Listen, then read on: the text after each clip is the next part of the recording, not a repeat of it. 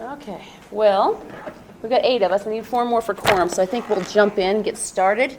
But I think we will jump down to our website review with Sam. If that's okay, Sam, we'll push you up and we'll get going. Sounds good. Thank you. So we wanted to just review the website as a resource for you all, as well as highlight some of the main activities that are kind of the center of the commission staff's focus that we're working on. So when you arrive at UtahLakeCommission.org, this is what you'll see. We've got some really pretty photos of the lake, a variety of sources on this main page that we won't go over, but things like some of our most popular blog posts, highlighting the dates of some of the upcoming events, links to other additional resources and such. One of the biggest things I want to hit on, though, is this little addition right here, which actually I got from an idea from Vineyard City, working with their communications person. Something they put on their website is basically a plugin that links to Facebook Messenger. And I should have been tracking analytics-wise, but I can tell you, even just holistically, our messages on Facebook, people reaching out to us via Facebook Messenger, has gone up by thousands of %. Wow. Significantly. And it's luckily most often relevant information. It's questions for things like, what about algae blooms? Where can I go to boat?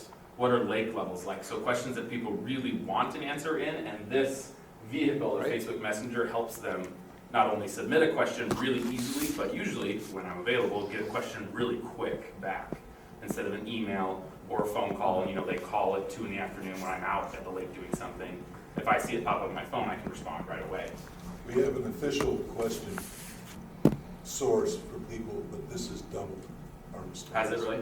So I think it definitely, and with it being a familiar app, if you will, not some other third-party app, people are more comfortable with it, I think, as well as something we learned in learning more about Facebook Messenger is eventually any of those people that message us, we could actually do paid targeted advertising specifically to those people.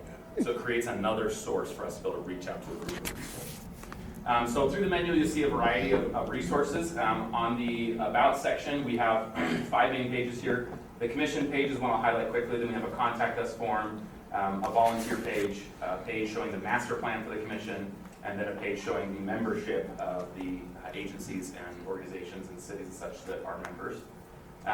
On the commission page, just wanted to show that it highlights our main 5 objectives. So right clear from the start, people are understanding what our objective is as a commission to protect and enhance Utah Lake. There's also a way to be able to learn about our staff, great pictures there. On the volunteer page, this is a recent addition to the website. So in conjunction with our volunteer program that we started earlier this year with our interns, this page just basically lists out for people what kind of volunteer opportunities there are with us. Because most of the time when they think of volunteering, they think of labor.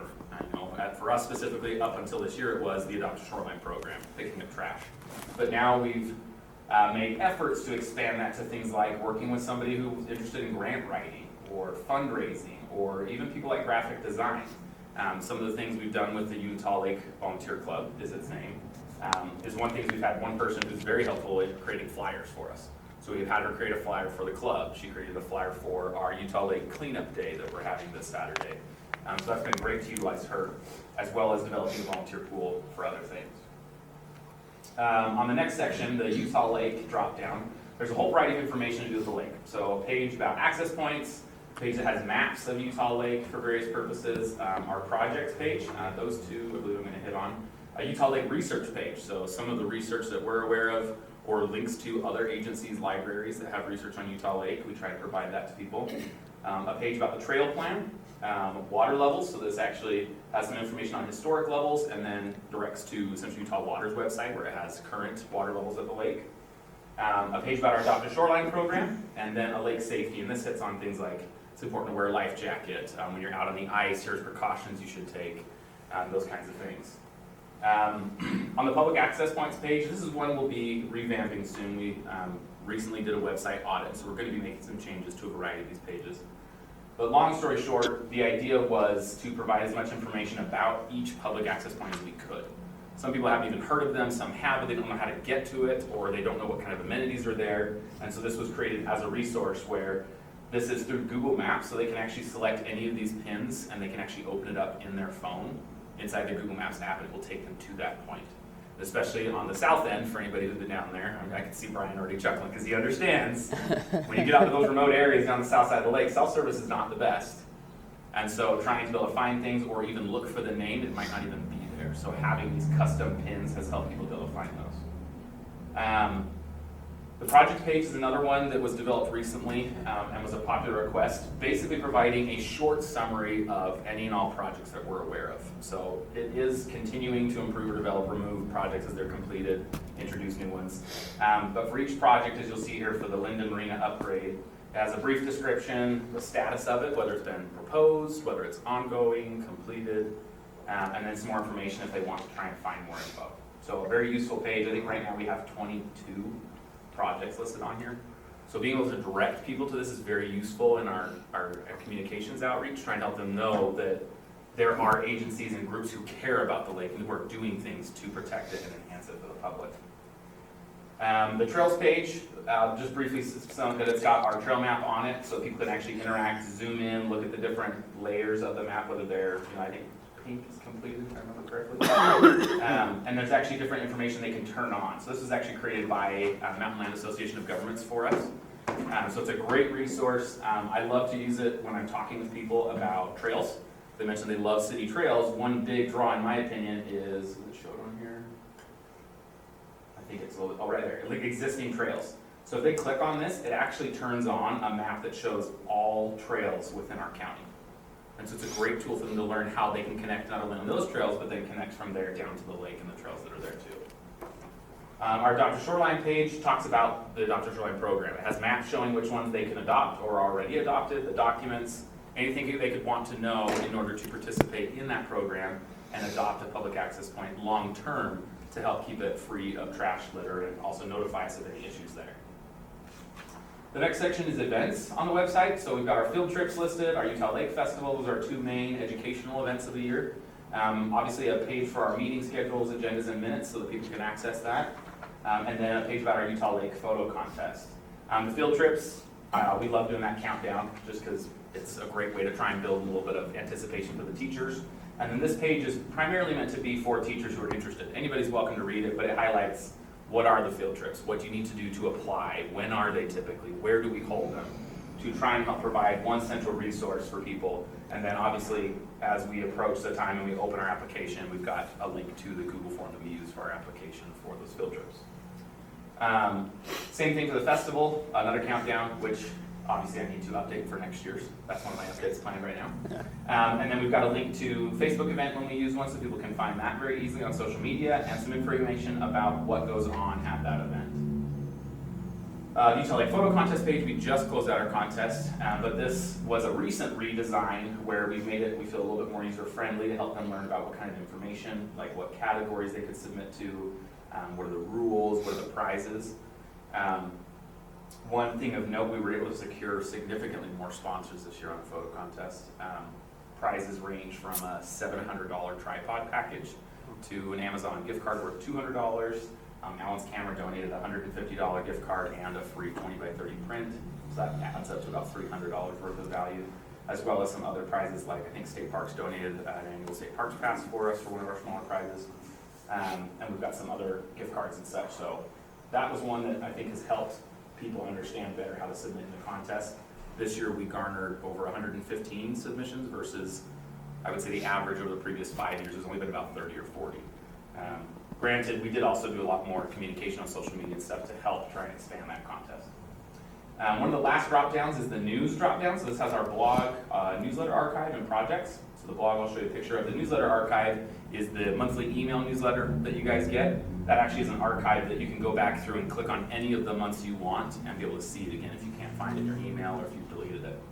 And then the projects page is that same page. We just put it in 2 different locations to try and help raise awareness about it and make it more easily available. Like I said, our blog just highlights a variety of topics. Primarily it's educational or announcements.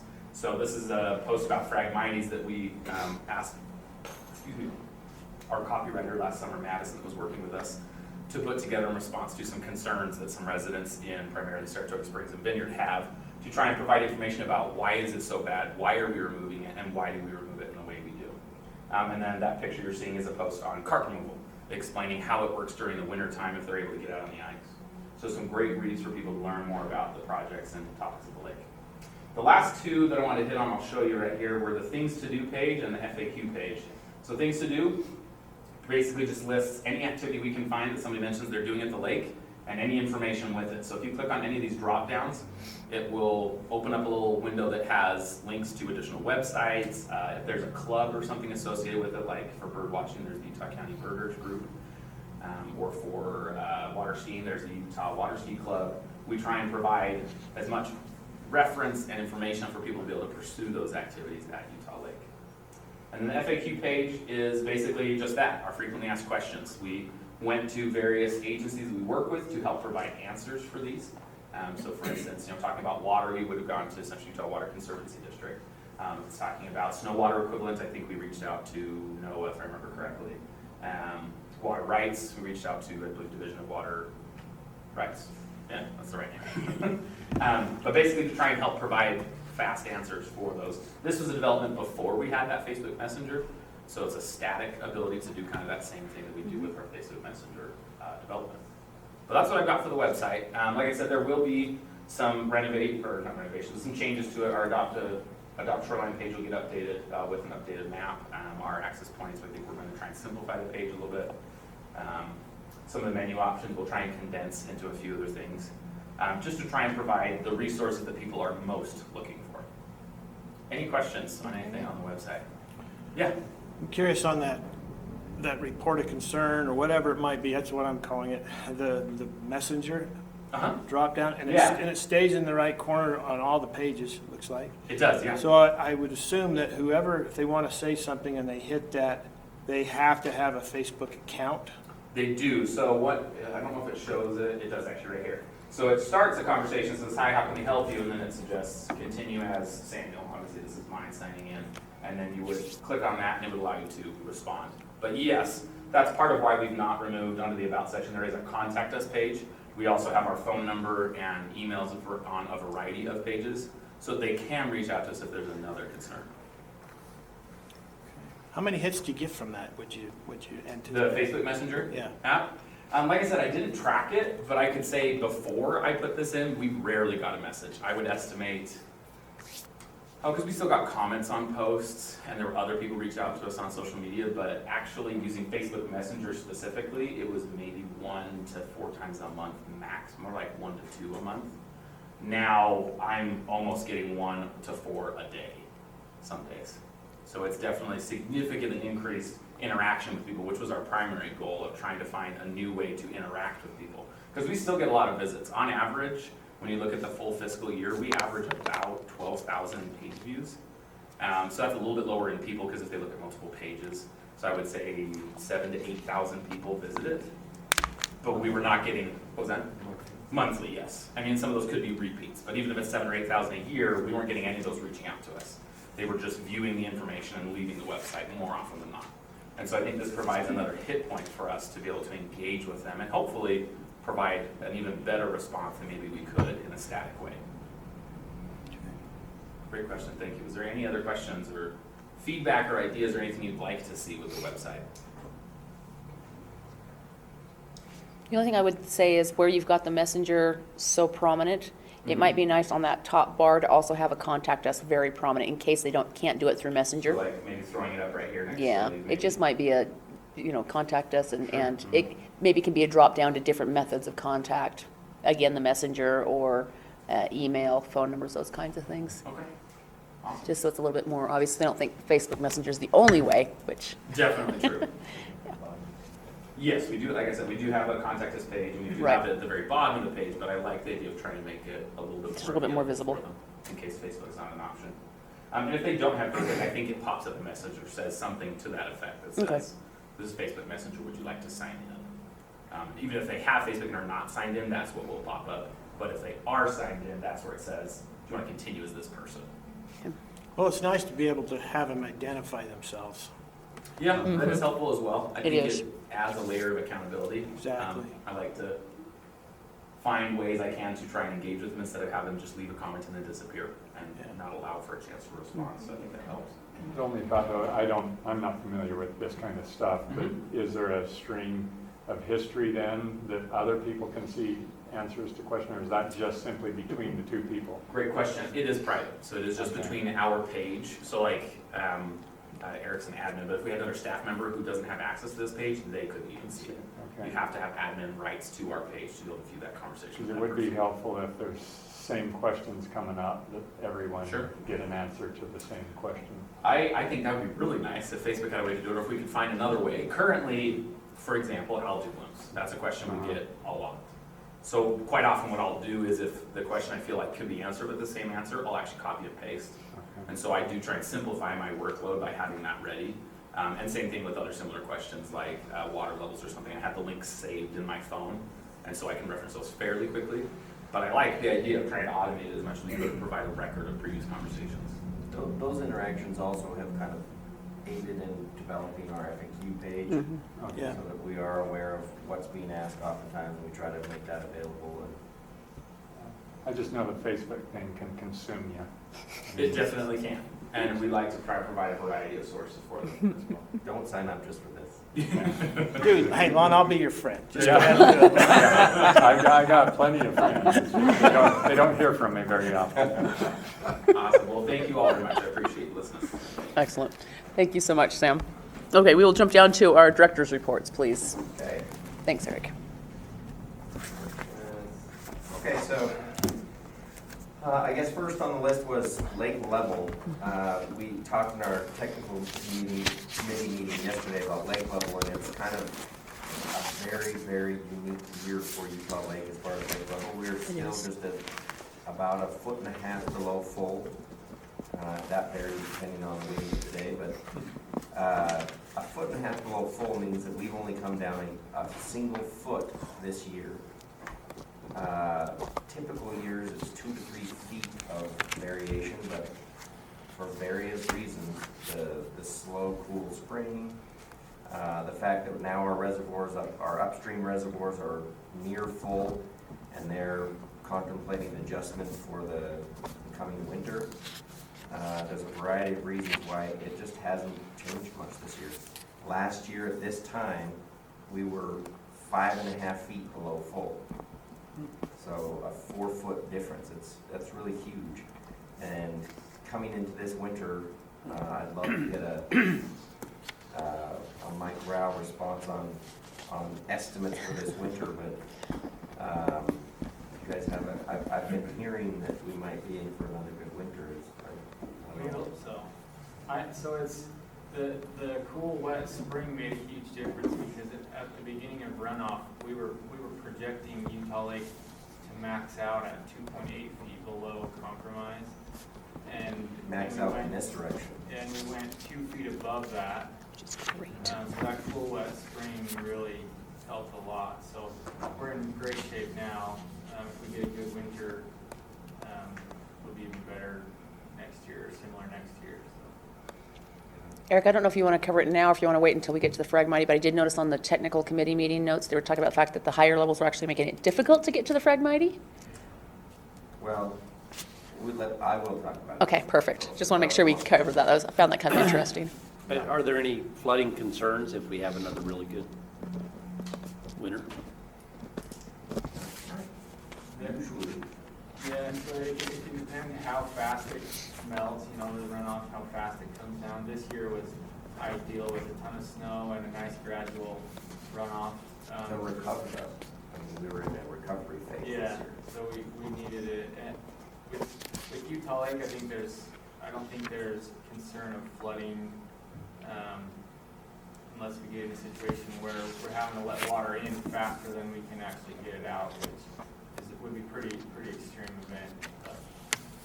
It's happened before, but with as much water management as is possible now with our upstream basins, that they're very good at managing the amount of water as it's coming off the hills. I mean, our 2011 event probably should have been much worse than it was, and those water managers were pumping just as much as they could down the rivers in anticipation and prevented almost all of the flooding as a result of that. I think we went a foot or two above compromise in 2011, and that was a pretty extreme year.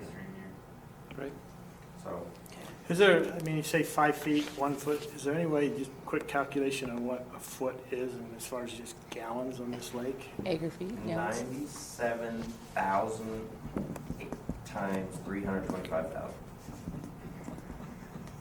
It's for each foot? each foot. You ever take a gallon?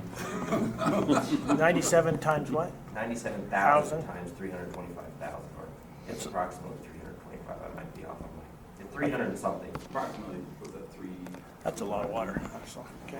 It's just- gallons per What did acre you, what did you foot. say, Sam? 3.15, so that out of billion, right? That's a, just fun fact as much as 31 anything. billion.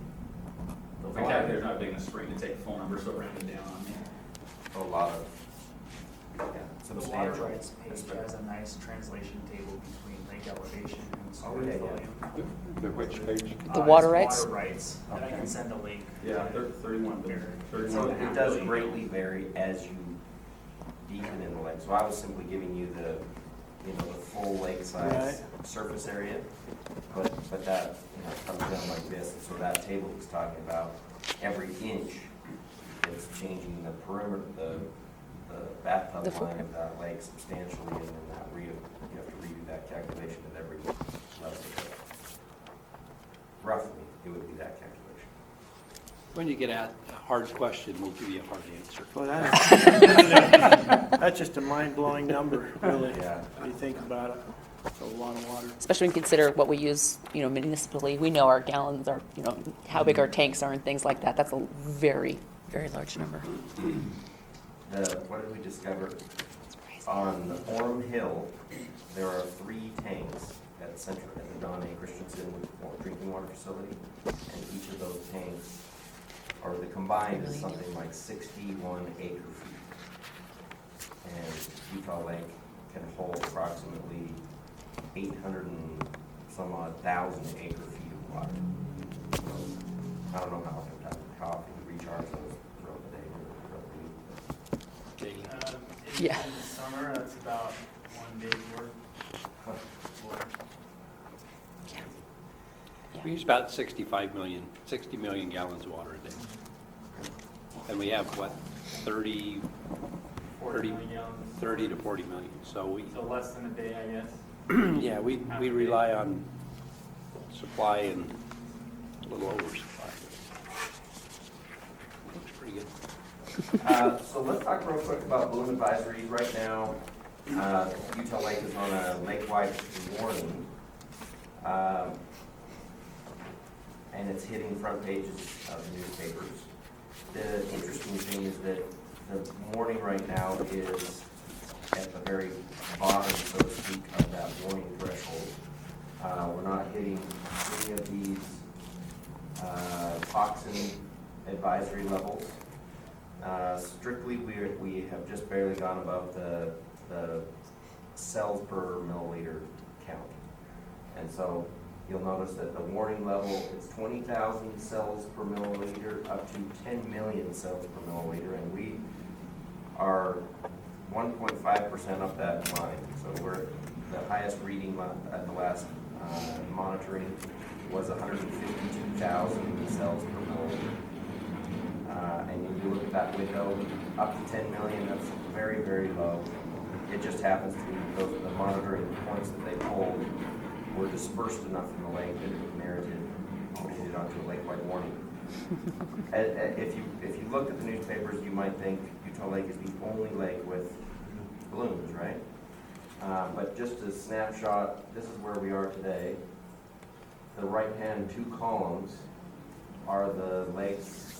A couple of those have just recently been lifted, but those are our lakes and reservoirs that are either on warning or actually closed in the red triangles. So my point isn't to throw everybody else under the bus too, but rather point out that this is not a Utah Lake specific problem. It's not a Utah specific problem. This is nationwide, and lots of work is going into figuring out how to mitigate and reduce these blooms. But it is very much not just Utah Lake. There just happens to be a lot of effort going into figuring out how we don't have to be on this list as often. So,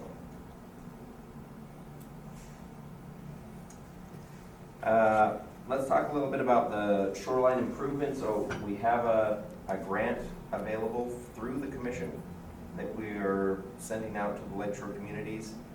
This will hopefully stimulate some projects down on the lakeshore. It's a small grant, but it's nonetheless one that is available so that we can see marina improvements, some of our other access improvements, and get some of those dollars in the communities dedicated down to our lakeshore. We have met with a number of the lakeshore communities already, and most have ideas and plans, and I don't think that we're gonna have a problem leveraging these dollars well to see some neat activity and projects down on the lake. I assume you'll take those through TAC as far as ranking them and things like that if we need to. For sure, yep. Our Phragmites treatment this year has gone really, really well. It's expanded way further than we thought it would, largely due, as you read in the notes. We start typically kind of at this purple range, right just north of Pelican Bay Marina, or Pelican Point, sorry, at the city marina. And then we wrap around to the north and do this entire priority area, all the way down to about right here in Provo Bay.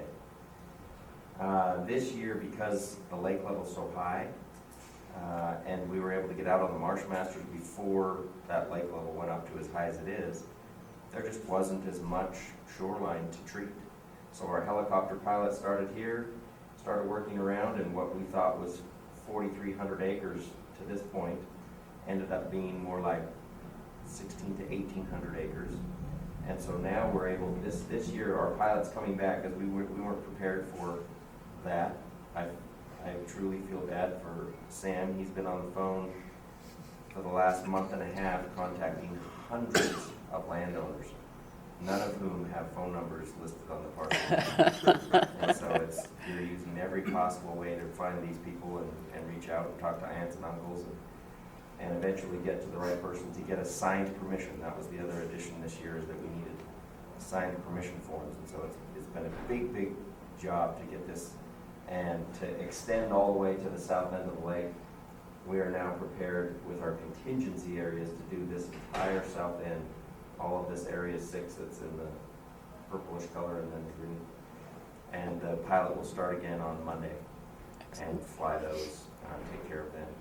And then our Marsh Masters will just work, as I mentioned before, all through the year, slowly kind of mowing through as much as they possibly can. They only have an 8-foot swath with the mowers on the back of those Marsh Masters, and they look huge, but when you get on that big lake shore, it's mowing the lawn with a pair of tweezers. But they make progress, and they're able to work year-round on those because of the way they operate. So, Do we have any video of it working and functioning that we could maybe get on there and kind of put out? It might be kind of... we do. In fact, I'll show you not of them actually working. We do have a video showing where they just recently worked that I'll show you in just Yeah, I've a seen second. that. That'd be good. But they've ironed out the problems with the mechanisms that were running those mowers, and they're running well. So they've been very helpful at opening up some access points and some other projects. So we're excited to have them and get them working all the time. Good. Okay, so Wacara Way project, just an update on that. We've talked about it before. We had a kind of an inaugural meeting with the entire group just earlier this week. The county commission hosted the meeting here at the county offices, and we had 20 or so government entities that are all connected to this in one way or another. We had Mayor Brunst attended. It was the Holdaways doing the invite list, and they grabbed as many people as they could, and had great attendance, and there's huge support for this. Our county is really supportive. We're getting interest at a state level, and then all of our local communities are very supportive and trying to figure out ways to make this happen sooner than later.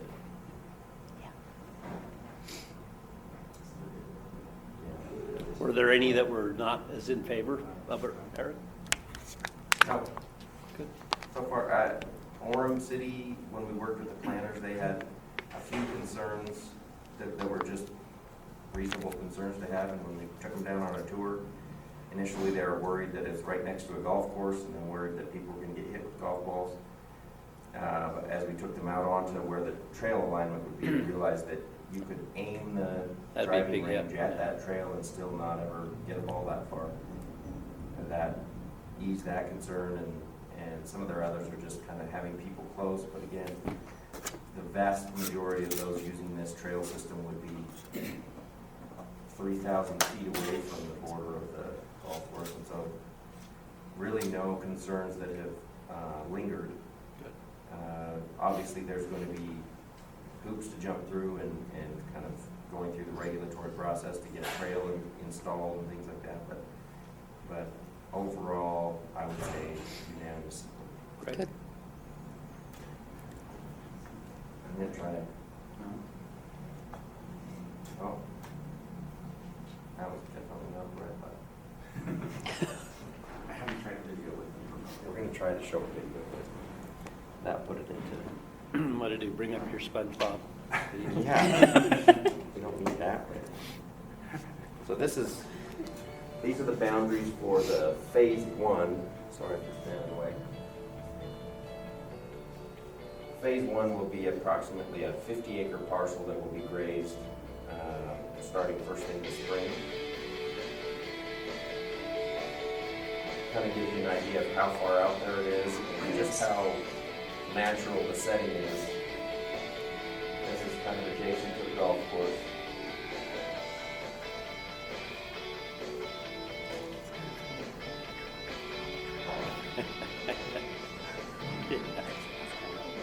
And then heading back out to the edge of the lake there. So this entire span, especially once cleared, just becomes this gorgeous wetland with grasses and the stumps of our Phragmites, and it just gets grazed periodically to keep it down.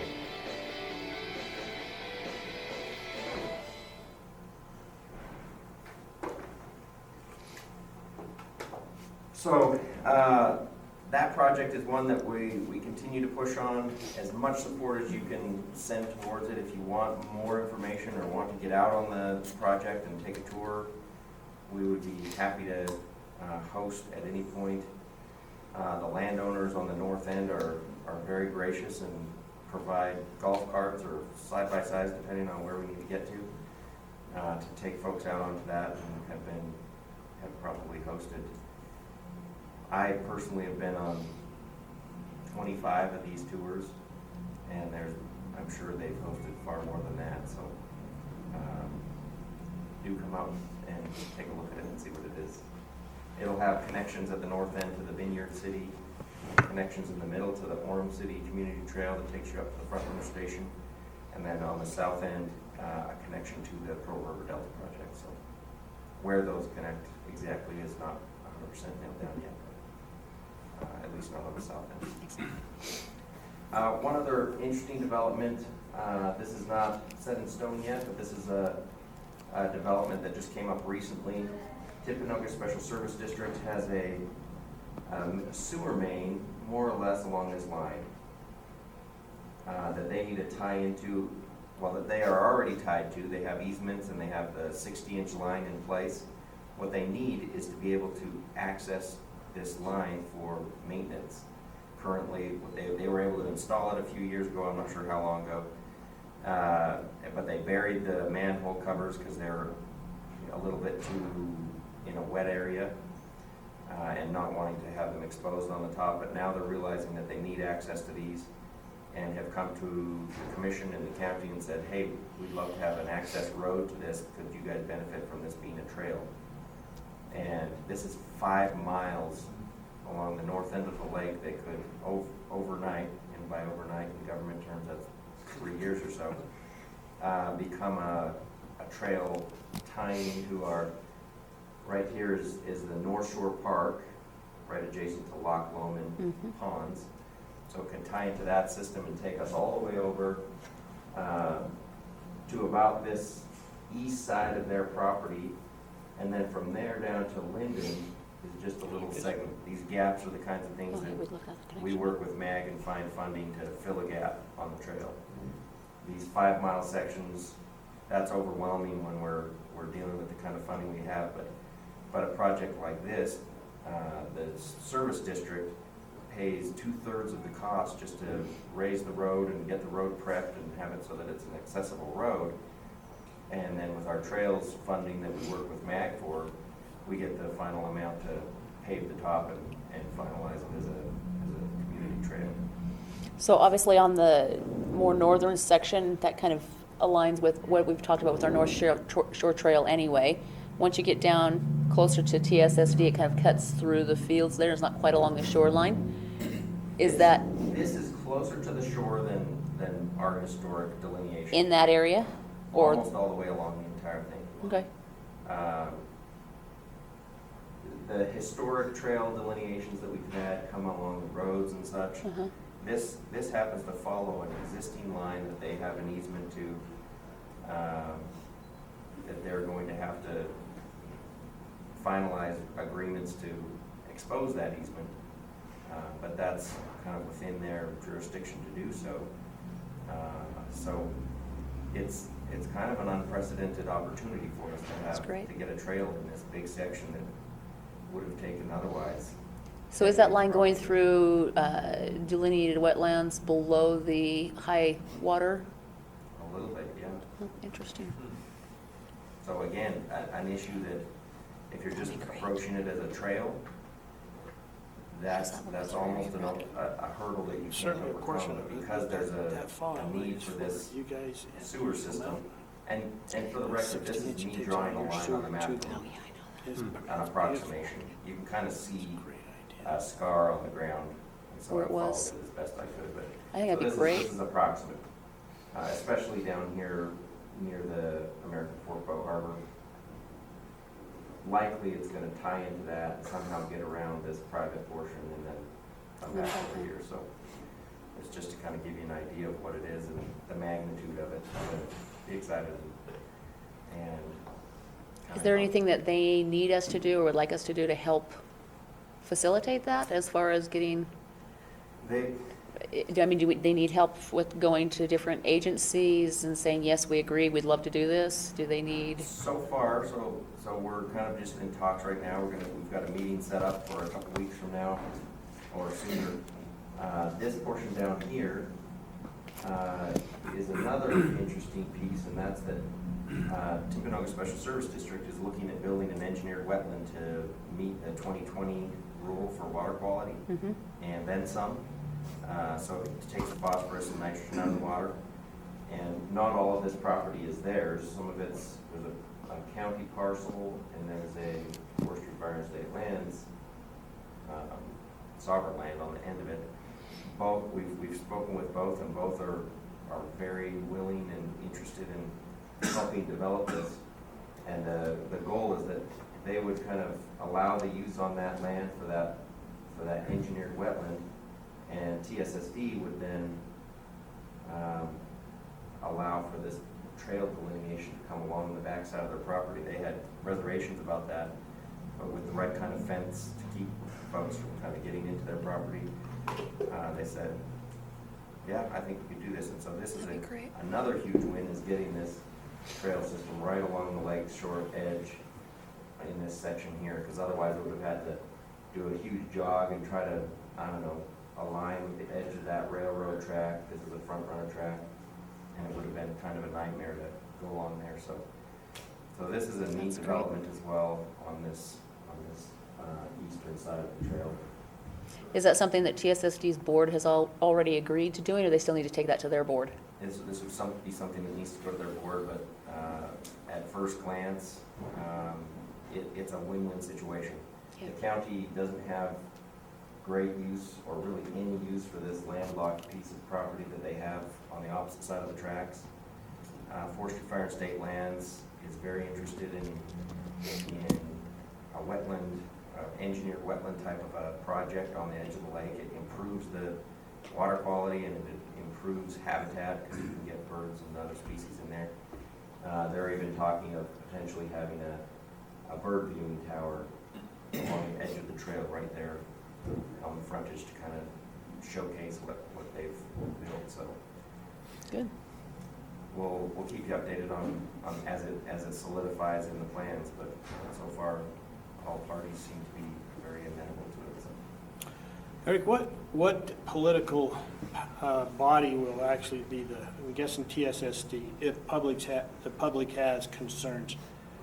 I see there being some concern over there because that line runs through farmland. And they just farm over it. Yep. And so now you talk about a trail, it might upset their operation, they might have to reconfigure how they do things. But where is that gonna be funneled to? TSSD, it's their easement, it's That not will gonna be likely through be- the cities, the municipalities? TSSD will have to pursue that, exposing their easement. Yeah. So the easement is there. How big is that easement, do you know? I Does don't it know the follow width of it. I'll probably know the width of it after this upcoming meeting, but I'm not sure. And you're right. The interesting part though is that if it is bermed up enough to prevent flooding, which it probably needs to be as a trail that the county's gonna operate, it will likely allow for the lands to the north of this. This currently is, high water mark is above that line, and so that potentially could also, while it may impinge a little bit on some farmland, it will make the remaining farmland farmable from year to year without any problems. Whereas now, occasionally, these guys are losing hundreds of acres on a high water year. That would be a line in the sand that they knew they could bring their farms right up to and not worry about future flooding. That American Fork side is, as you know, is kind of at high risk of flood on high water years, so. And eventually developable then too. Well, I hear it occasionally that when they brought that line in, it really disrupted the hydrology of their property. Yep. Now if we're gonna build it up, It's really gonna change it's it. not gonna go downhill and all the way to the end. They're gonna have to find some way to, mitigate One-way culvert it or something like that. something like that. But it was not easy for some to swallow them coming through the farmlands. But this is such a great win for everybody. So, No, they realize that it'll be a challenge and not an easy process to get it all exposed. But it is something that they need. Right now they have one or two of those areas that they can access, and all the rest of those manholes are, even if they were exposed, they wouldn't be able to get to them. So they need to maintain that line, and so this ends up helping all on the downside, of course. Landowners will probably not be super excited. probably not if you still want to farm down there. It might affect a portion of your property. So. Yeah. Okay. This is another one. This one is in discussion mode. We'll be talking with Forestry Fire and State Lands to kind of figure out a way that we can do this and have all parties happy. I think that the wetland portion of this stormwater enhancement feature is awesome. Maybe the consultant got overzealous on how to get the public down onto it. But I think that I'm hopeful that we can find a solution. This is on a piece of property that's owned by Forestry Fire and State Lands that they've owned for a while and done some awesome restoration work on it. We use it as a showcase for restored shoreline, and so we don't want to negatively impact that. We would like to, if anything, enhance it. So finding a solution that works to do that would be of essence.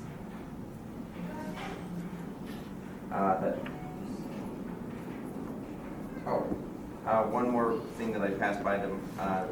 E2, we now have one new live marina feed for a video camera. This is down at the Linden Marina. We got a contract signed with the operator, provided the camera for them, and this week they have someone coming to install that, so we'll have one more feed at a marina to help with folks that want to come to the lake and want to see what lake conditions look like. That will be a way for them to do that, so.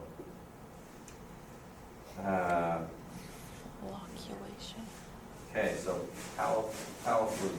Our algae treatments, this is gonna happen early next year, as soon as summer hits, sort of.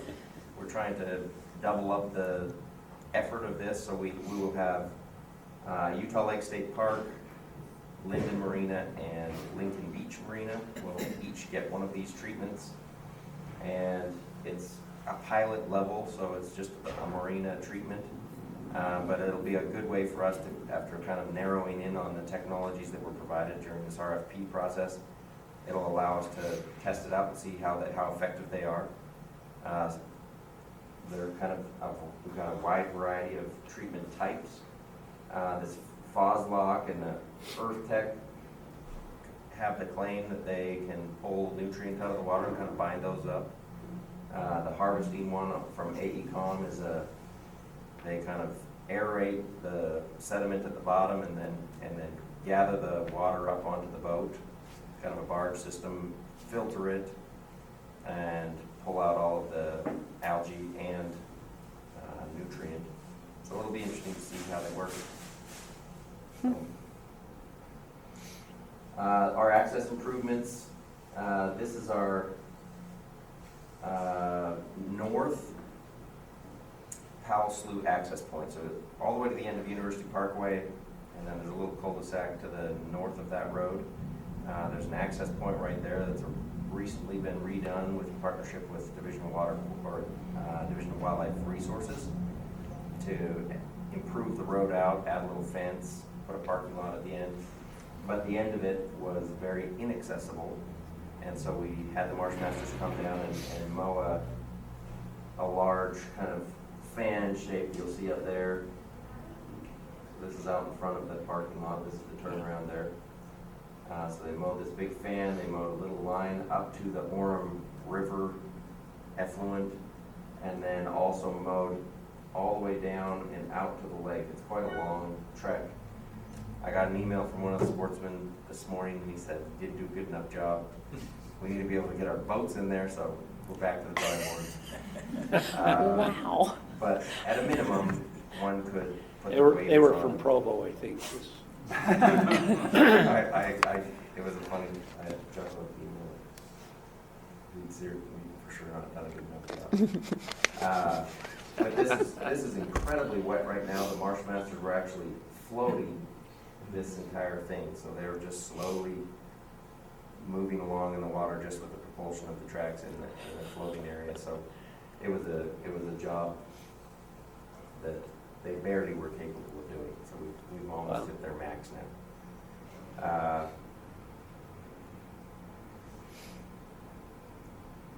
Okay. That's my report. Oh, we do have the draft personal use. There was legislation last year at the last legislative session that said that entities like ours need to have a document to legitimize personal use of office equipment. And if you did not have this document, then you were at risk of infraction to the law. The second to last page. So if you go right back here, we drafted a document using language that we found that aligned with the new law and mirrored that a lot of other entities had used.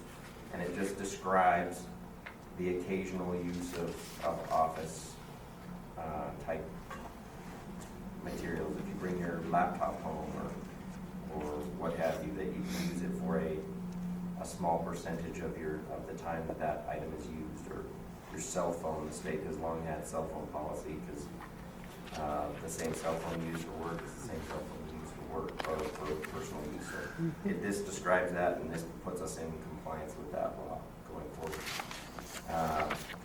It's open for comments, so if you want to review it and send us some comments, we'll take comments for a couple weeks, let's say. Any Where did other this suggestions? template come from, do you think? What's So government primarily agency? the text from this I actually pulled from the United States Postal Service. Did some searching online, found a variety of examples. We didn't feel like with the size of our agency and the uses of our equipment that we needed a extremely in-depth, because I found some policies that were 4 and 5 pages long just on this topic. So I actually took the United States Postal Service one and then actually adjusted some of the language and added a few things and took a few things away from theirs. And then reviewed, as Eric mentioned, the legislature, I forget the actual legislative code, but reference that code as well to make sure it was consistent with that. Well, wasn't this code also to include motorized vehicles and things like that as well? So Except we don't have that. you don't have any of that. Ours Not is even the personal market use. masters would take their thing home and. I wrote on the weekend. Okay. I don't know, snowmobile, slow motion. But yeah, so this takes care of that. The other that we wanted to mention is the outdoor recreation grant. They've announced a workshop for this year. We will be attending that workshop, but wanted to make sure that you were all aware of it. That offers grants up to, historically, up to $150,000 per project, one-to-one type funding. They've divided it up into 3 categories this year for the first time, so that it looks like they've expanded their ability to do some programming, which they were limited last year. They weren't allowed to do program funding, but they added that as a category. And then more brick and mortar type grant funding for the other 2 categories. So if you want to learn about it and how to get effective in those applications, last year I know that a couple of our cities, Vineyard and Saratoga Springs, both were successful in getting grant dollars from this program. So So if you want to get more info, There are, on the back, you'll see the dates very of the back different page, that lets you workshops. sign up for it. They're doing their workshops all over the state. The closest one to us is probably the Alpine one on November 13th, on the very, very back of the page. And then it lets you, the links are there to sign up for that. And we email this out, so you should have the live link on your email version of that. And I'll end with that, and turn the time over to Stan. Thank you. Okay, for communications, this time around I wanted to just hit on one thing this time, which is a report on doing our educational promotions booth at a variety of city festivals and such this summer. And spring and fall. Typically over here. So it's a quick video just to help you all understand what's included in the booth. I don't know how I just hit play, but I did. So there's some signs that we got, some banners we got developed that have, water quality questions, talks about the trail plan, got this great tablecloth with all of your logos so that we have that representation, more information on projects. We typically take a variety of brochures, maps, some snacks for the kids. They love the goldfish. They do. And then we usually have some prizes for people who, really have a good conversation with us or something. We'll have some sunglasses or a t-shirt or something that we can give them to help them continue to promote the lake. I'll skip the rest of that because that's from last year. So this year, these are all the festivals, if you will, or educational events that we attended. So Lehigh City Expo, Cedar Hills Family Festival, Saratoga Spring Splash Days, Steel Days, Alpine Days. The UView Social Impact Fair is actually it used to be called their volunteer fair. So that was in an effort to reach out to students about volunteering. Woodland Hills Days, and then a new one for us this year was Provo River Day at Orem Library. That was actually in conjunction with the, I forget the full name, Provo River Watershed Council? Yeah, am I saying that right? Okay. That was an effort they did with Orem Library to bring more educational information about our local watershed, which we participated in. So the numbers off to the right are the amount of conversations. So I actually downloaded the Counter app on my phone, and anybody that Eric talked with while he was with me, or Kaylee was with me, or myself, recorded anybody that we had at least a brief, meaningful conversation. So I'm not talking about the kid who runs up behind me and steals sunglasses and runs, or somebody who makes a snarky comment and walks off. It's somebody who asked a question, or they stopped to read one of our banners and we went out and chatted with them for a minute and provided more information. So all in all, we were able to talk with 531 people that I counted. which is significant. Last year, we did I think we did Highland Fling and Woodland Hills Days, just the two. I didn't track, but I would say their numbers would be similar. Highland Fling we weren't able to do this year, but it probably was somewhere in a similar range, 70 to 80 or something in that full day event. So moving up from 115, 130 to 530 is significant in a couple different ways. Which I'll get to in a second. First, I wanted to explain some of the common topics. So the reason why this column is larger than this column, because these are almost exclusively the questions people ask. And there's a reason why algae blooms is number one, because it is asked over and over and over and over and over again. And so when I get to one of their slides, that was one of our main takeaways from the city festivals doing our booth, was trying to improve that education. Carp removal is another really popular one. Probably biased because we have those two topics on our banners as well, so as they're walking by, they'll see those words and ask about them. But definitely two main popular topics. The Utah Lake Restoration Project, also known as the Arches Project, also known as several other names. That's the group making islands that has that proposal or wants to make islands. That's another common one. Asking about us. A lot of people aren't aware of what the Utah Lake Commission is or what exactly we're doing. Quite often we get confused with others, like the people making islands. I've had a few people get really mad really quick, and I had to explain who exactly I was. And then a lot of questions about just lakes and lake amenities, what they like about it, what they dislike about it, what they wish they could see there. And then we do also get other conversations. I've had a couple really great conversations recently with residents about perceptions of the lake and some of the issues we struggle with people wanting the lake to be something that it isn't, instead of learning how to utilize the lake and love it for what it is. As well as other things, the issues that we face at the lake, it being shallow or turbid. Rumors is one of my favorite topics. I just had somebody tag us on social media yesterday, actually, with a picture of a crocodile saying we should introduce these at the lake to get rid of carp removal.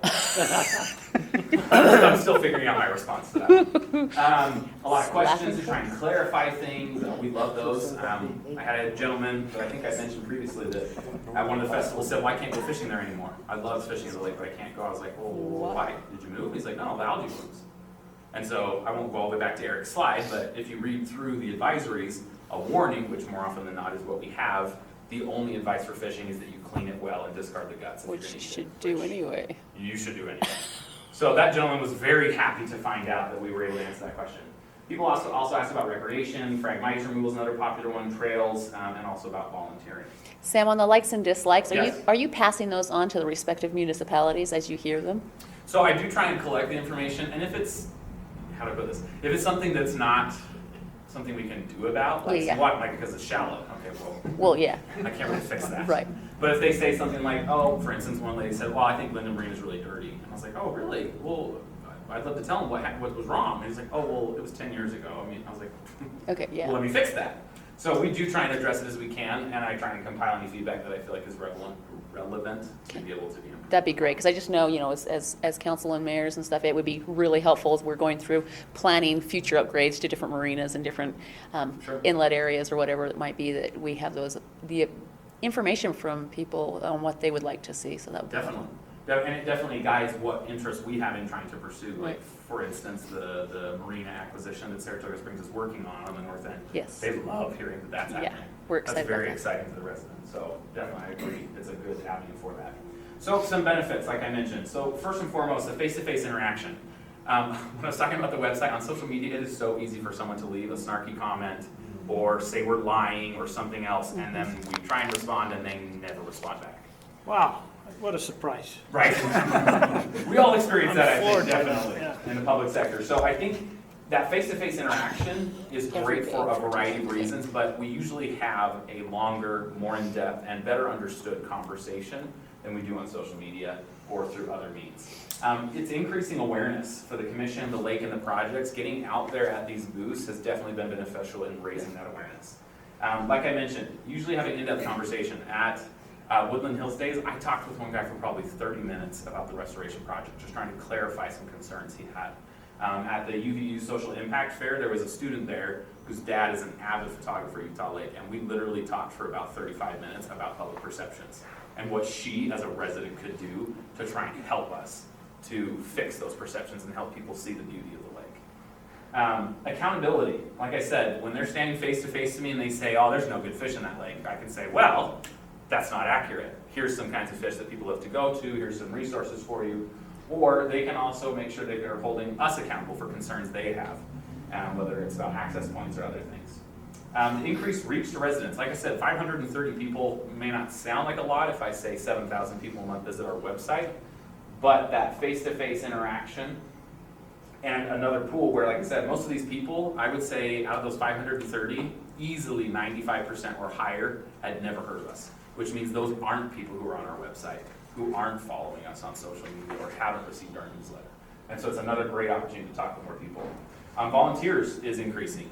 Each time we go, I usually bring some flyers or a volunteer sign-up sheet or something, and each festival we get a couple of people that volunteer that want to join and help, whether it's at picking up trash or other things in the office.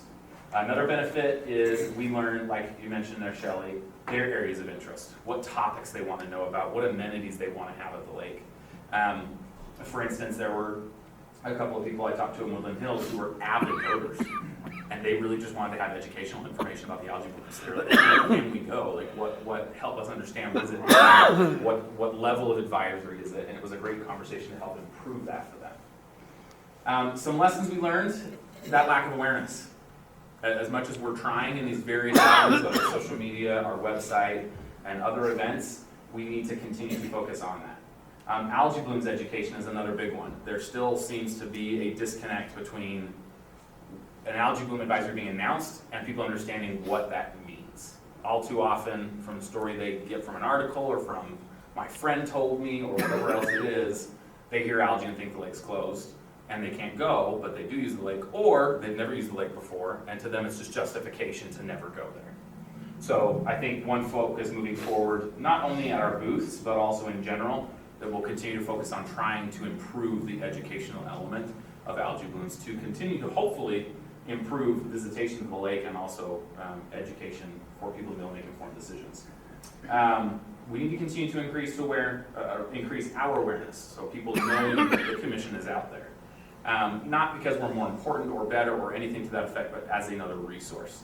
One lady at one festival just said, "I'm just glad I found somebody who could answer my questions," because she wasn't sure where to go. We've learned, as we have in many other ways, that HABs.utah.gov for algae blooms is a great resource. And so thank you again to Division of Water Quality for developing that as a central node to be able to send people for information about algae blooms.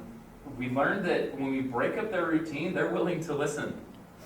When it's just something out on social media, it's too easy to like it or dislike it, not pay attention to it. But when we're out there in their city, in front of their faces, it's another way to get them to suddenly pay attention and be willing to talk about the lake. Because not everybody wants to read a monthly newsletter about Utah Lake. Not everybody wants to follow the Utah Lake Commission on Facebook.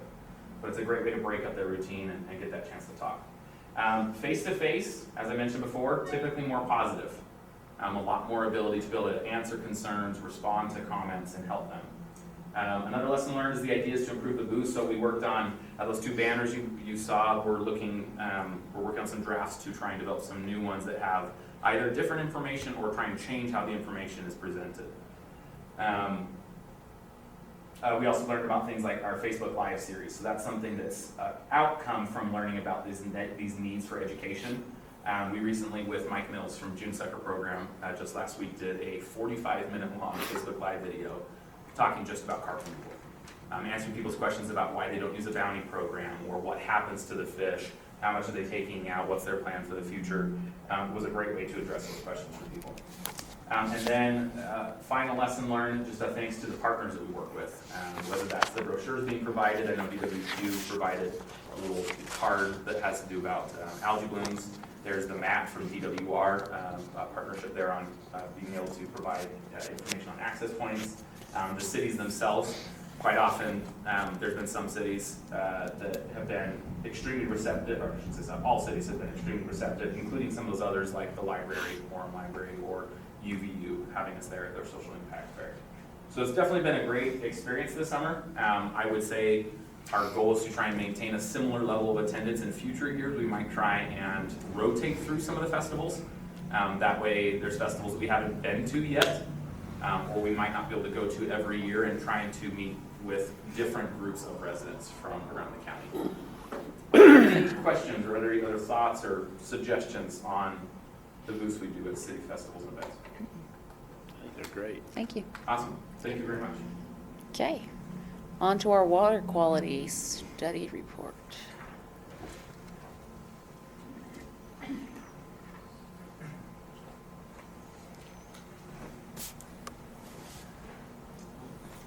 Good morning, I'm Scott Daly. I'm filling in for Erica today with water quality.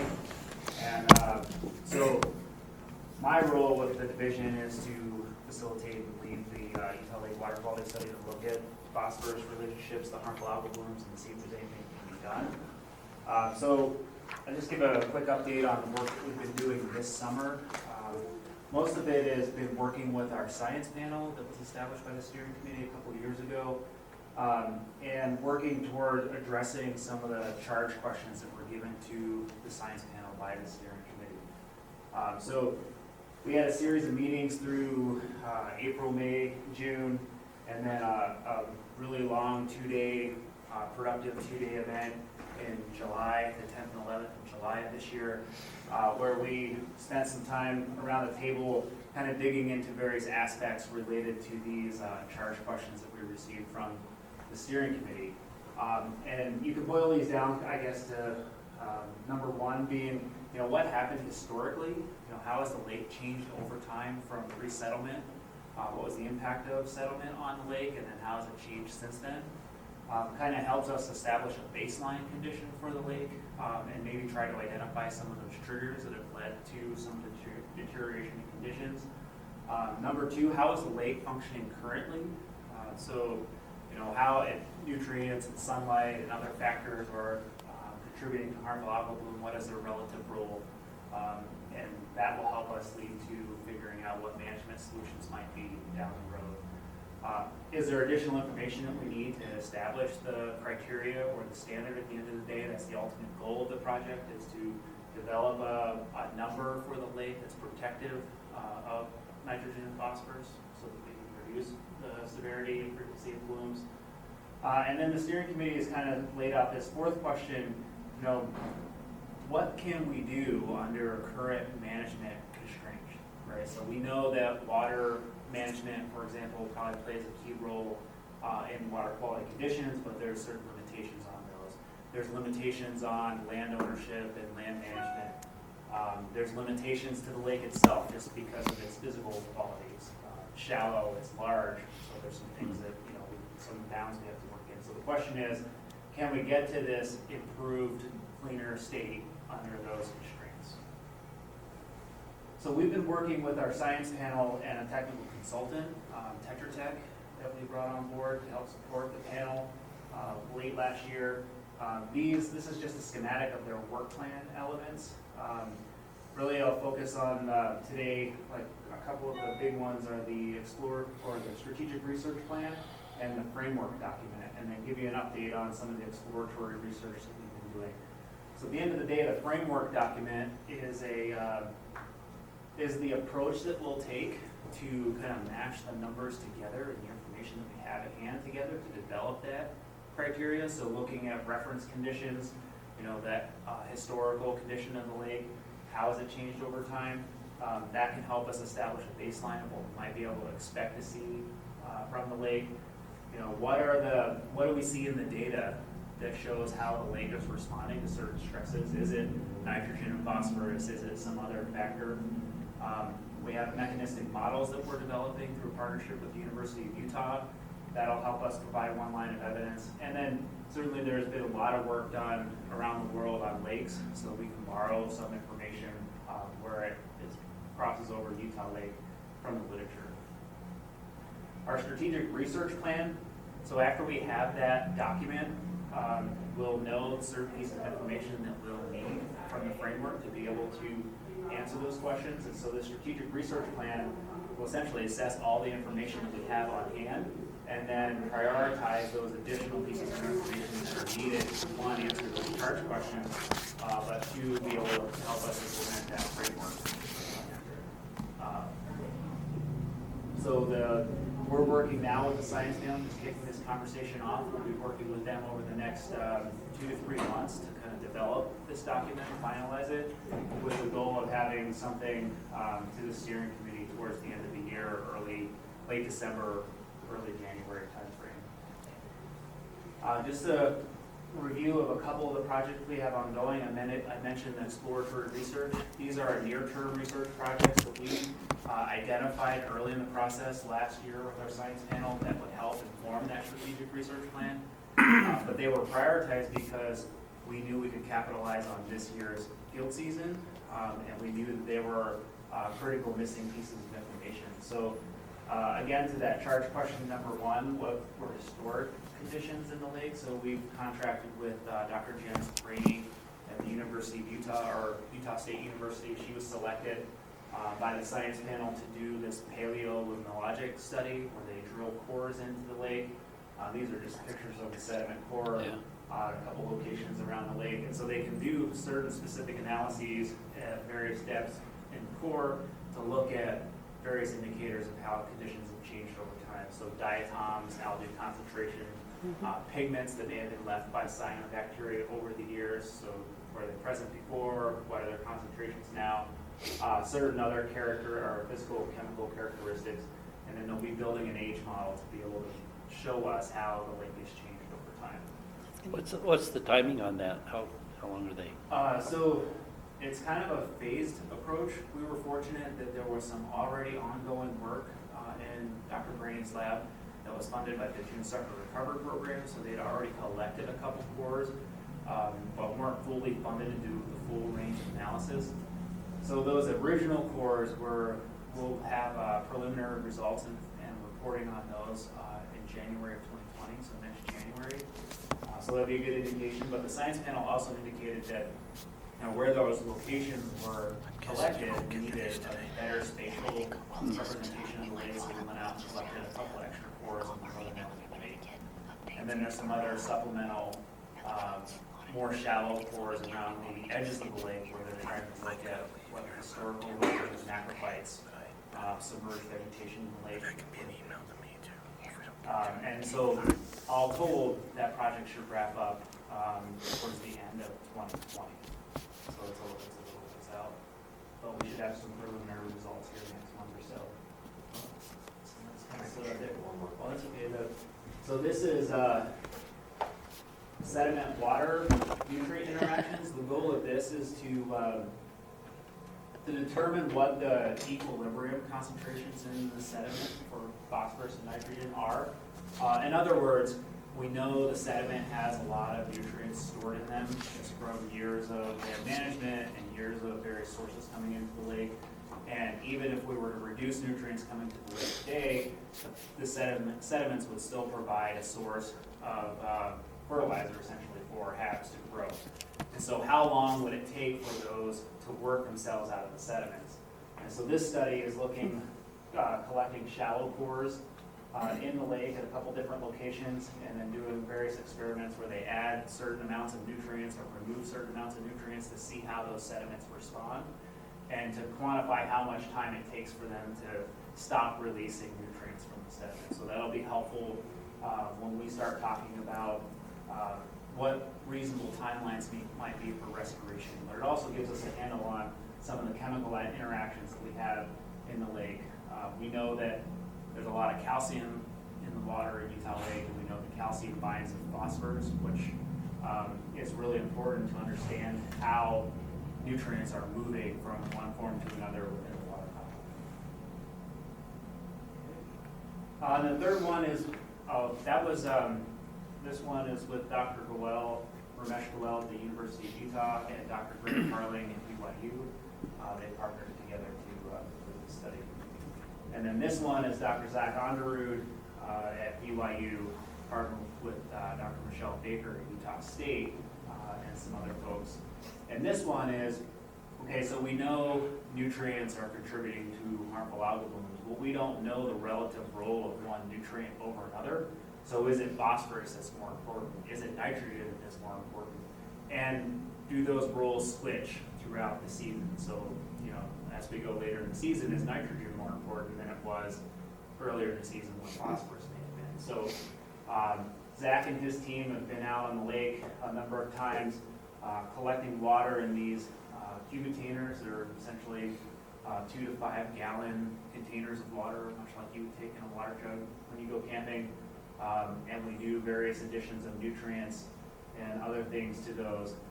Put them in these little corrals and then see how conditions change over 4 to 5 days. And then they monitor the water quality in each of those, do a variety of analyses every day throughout the duration of the study. And so those results, this project as well as this project will go through this year. We have a couple more sampling events this fall. And then we want to get a spring condition. So we have one or two this fall, and one more next spring, and the results will be finalized and reported out in the late June timeframe of 2020. The sediment interaction one, that will actually be complete in January 2020. So coming up here, please. Scott, is there any concern on all of these that, especially the ones that we're doing right now, where we've had such a high water year and such a different spring than we typically have? Is there any concern that the results will be skewed because of that? Yeah, there's always Yeah. variability. I wouldn't say skewed. I mean, it's representative of a certain condition, probably. So we'll have to look at those results with an eye towards those special conditions, right? But certainly, we think these results will be applicable broad scale.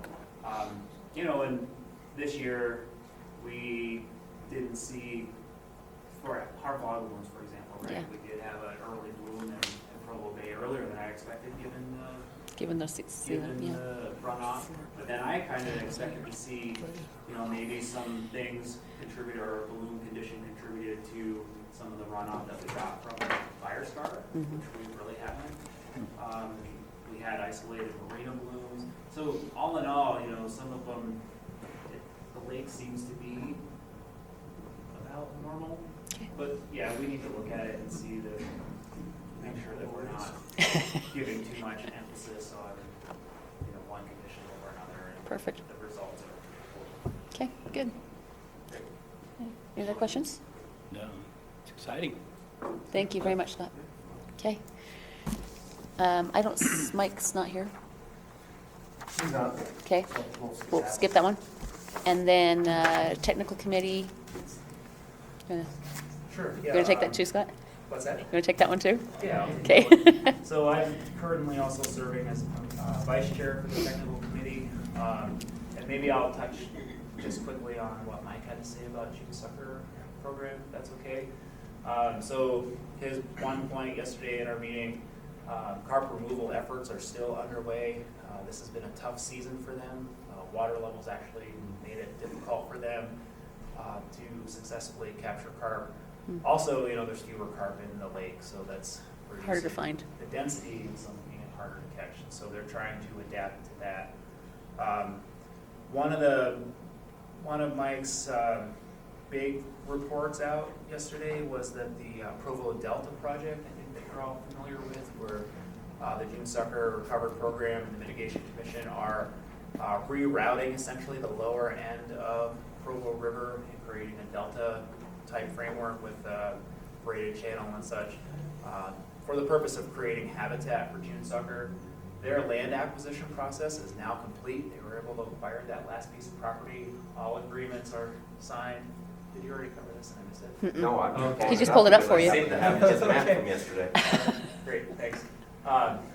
Yeah, so you see where the state park is. The bulk of the project is kind of the northern end, just west of the high school there.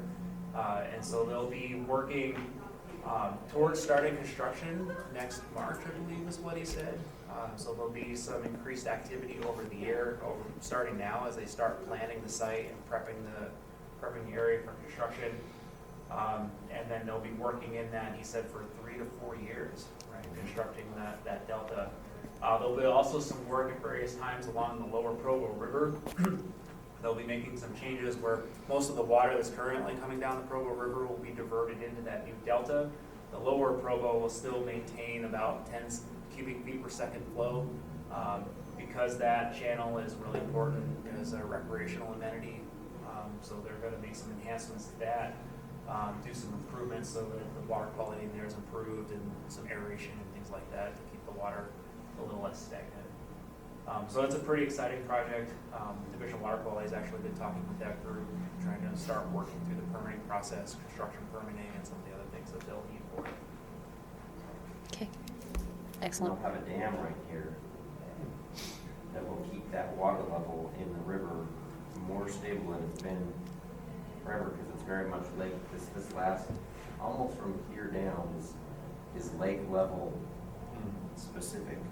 So when you have a low water year, your river is 6, 7, 8 feet lower than it is today. And so it's been super difficult for them to have an improved river bank in that channelized area that's usable for fishermen and that type of thing. And when you get on it and you're slipping down, you fall in the river. And now they'll have the opportunity with a kind of much more stable, just a foot or two of variability to really improve those, kind of the grade on the edge of that riverbank and turn it into a really neat amenity. And Eric, correct me if I'm wrong, but the pathways and trail network from the Wakara Way project will connect in with the northern end Yep. of this. This Delta project will include a number of recreational features, viewing towers, paths around the circumference of it, so folks can get out there and see the project, but it'll also connect in with that broader trail network, north and south down to the state park. Excellent. It's pretty exciting. Related to that, Division of Wildlife Resources is implementing a monitoring program to track how June sucker are moving through the Provo River, and then be able to use that information to assess success of this delta in terms of June sucker recruitment. So that's probably, I think that's something that's been ongoing for some time, but was new to the technical committee yesterday. Other than that, we're tracking a lot of the same issues that Eric discussed earlier. We're available to contribute and dig into some of those issues if you all need. Some of these projects require maybe some ideas for planning and things like algal treatment, siting of those, the idea of a trail network and its implications to local farmers and such, affecting their operations. So we're available at your direction if you'd like us to dig into some of those issues, and try to provide some potential solutions for those. Okay. So just let us know. Very good. Okay. Upcoming governing board meetings for the rest of the year next year, just a note, the one in December will be our leadership elections. Neither Councilman Seastrand nor myself will be with us next year. Neither of us are running for re-election, so heads up. Start thinking about who. That'll be a meeting earlier than it normally is. Yeah. Our last exchange, did it we had the same scenario where we lost both our chair and vice chair, which is not really how it's supposed to work. It's supposed to have a Sorry. succession plan in place. You guys have had enough, huh? And so It's been a while. we went for a month without, at Leadership. least a month without Yeah. anyone to deal with signing. Yeah, so hopefully this will help make sure that we continue to function And then through you that. went 2 time years period. with mediocre leadership. Yeah, so start thinking if you've got somebody if you want to serve, if you've got somebody that you think might be good from the governing board to serve on that executive committee. One of the things that we did talk about is that within the executive committee, we might look at altering the schedule. Some of the committee members were having a hard time getting to the early morning meeting, so it's one additional early morning meeting. We meet a little bit more often than the governing board meeting, but it's not too bad. So that could be something that can be adjusted if need be. But it's been good. So start thinking about that. Also, jumping back really quickly to the beginning. So we still don't have quorum for voting on our governing board and minutes, and then also our financial reports. If we can go over any questions anybody might have on the financial reports really quick. I think if it's okay, Eric, we'll go ahead and take a vote, and then if you can email out and get other votes from members, just so we can be done with that. Okay, anything on financials specifically that you want us to know? No, well, we finished out the year with 4% left in our budget, and that combined with the amount that we just carry in our general fund allowed us to transfer just over $10,000 into our capital projects fund, which works well. Every year we have a little bit extra at the end of the year based on a statute that requires that we can't have more than 25% of our annual revenue in our general fund from year to year. And so any of that excess was put into the capital projects fund. This year we have 70,000 or so of planned expenditures.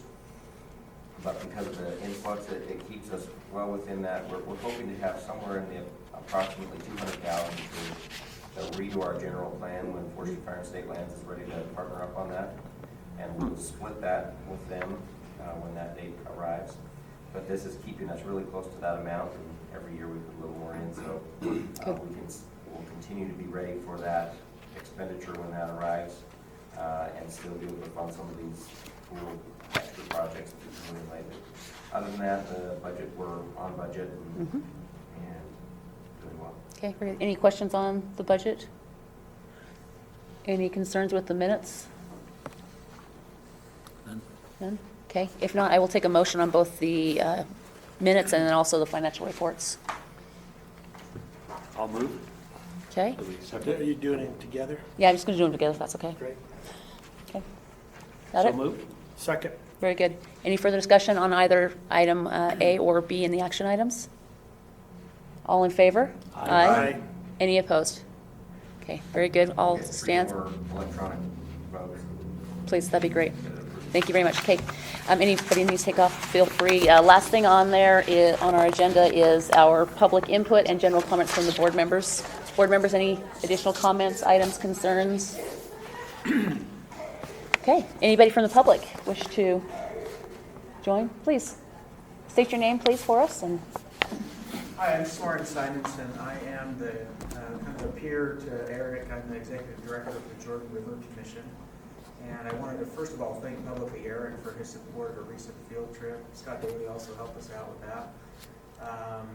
We went to the headwaters of the Jordan River just a couple weeks ago to explore the relationship between the lake and the river. And our agency was created a little bit modeled after this commission about not quite a decade ago. And it's obvious that we have a lot of connection to what's going on in Utah Lake. So I wanted to just introduce myself to thank you all for your service and what you're doing. And I hope to start participating regularly in these meetings as a visitor, just to keep aware of what's going on with the Utah Lake and how it affects the future of the Jordan River. We're very closely connected as part of this watershed. So thank you for your work. Very informative discussion today, and I have a lot of ideas that I'll take back to our own work that we're doing. Thank you. very good. Thank you so much. Excellent. Anyone else? Very good. We appreciate everyone being here. So we'll have our next meeting on December 12th here in this same room, and I will adjourn the meeting. Thank you so much. Thank you.